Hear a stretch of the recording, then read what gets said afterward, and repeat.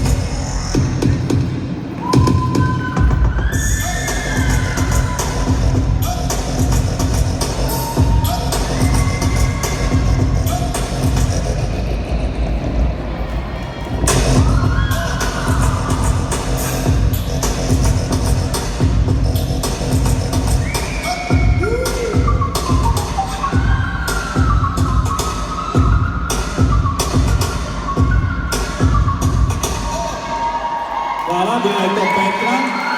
A idemo sad.